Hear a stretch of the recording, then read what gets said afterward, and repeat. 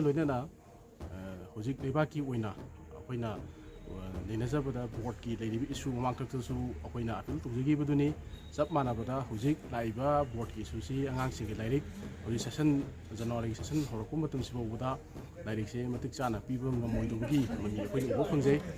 hairiba